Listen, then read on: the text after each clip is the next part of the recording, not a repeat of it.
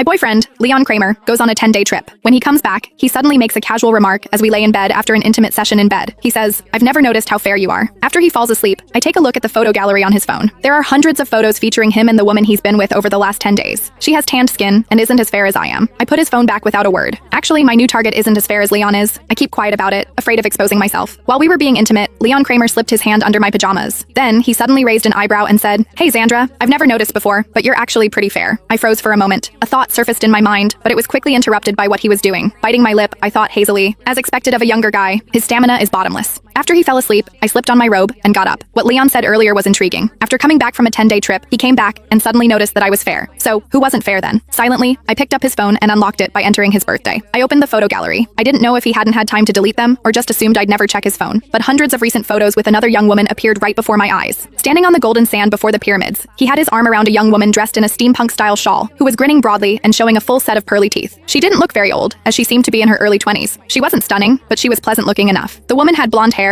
a round face, and big doe eyes. When she smiled, it carried that distinct brightness of youth. As I kept scrolling, the photos became increasingly inappropriate. They were in a hotel pool, in front of massive floor-to-ceiling windows, and on a large double bed. When their bodies were intertwined, the young woman didn't seem to mind Leon taking photos of them at all. Young people nowadays were so incredibly bold. Most importantly, she had a tanned complexion. Now, I understood why Leon said I looked fair. He had spent 10 full days with her before coming back to me, so of course I'd seem fair in comparison. I quietly placed the phone back beside Leon's pillow and glanced at him. His brows and eyes were relaxed as he slept soundly. Under the moonlight, his prominent forehead cast deep shadows over his eye sockets, where long eyelashes adorned his closed eyelids. How nice it was to be young. One could fall asleep the moment their head hit the pillow. I reached out and gently touched his eyelid. His lashes trembled slightly, but he didn't wake up. The first time I met Leon was when my younger cousin, Kelly Porter, started college. I went to visit her on campus. A crowd of girls had gathered on the field. Curious, I squeezed in and heard the sound of a guitar. The evening breeze brushed through the boy's hair. His slender fingers strummed the guitar, and the setting sun outlined the firm, yet not overly bulky lines of his back. His thin eyelids carried a faint blush. His long lashes were lowered slightly as he sang a foreign song, his voice husky and magnetic. I listened carefully, and it sounded like he was singing in Farvone. The girls around us chattered and snapped photos. Kelly tugged at my arm excitedly. "Xandra, that's the lead singer of a band formed by students here. Isn't he handsome? He could totally debut right away." He really was handsome. I nodded, intrigued. So, when he finished singing that day, and the girls rushed up to ask for his number, I, much to Kelly's shock, also handed him my phone. What happened next followed naturally. Leon posted on social media asking where he could find a good recording studio, and I recommended a friend's studio to him. To thank me, he treated me to a meal. Later, I helped him out a few more times, and before long, the two of us ended up together. Leon didn't like living in the dorms, so I moved out with him. He didn't like takeout, so I learned to cook 3 meals a day for him. He didn't like having strangers in the house, so I terminated the cleaning service and took over all the housework myself. It was fair to say that over these past few years, I'd taken care of him in every possible way. Kelly, who initially gritted her teeth in frustration, later felt conflicted about our relationship. She warned me, "Leon seems pretty flirty. I've heard he's gone through more than a dozen girlfriends in a year. Don't fall in too deep."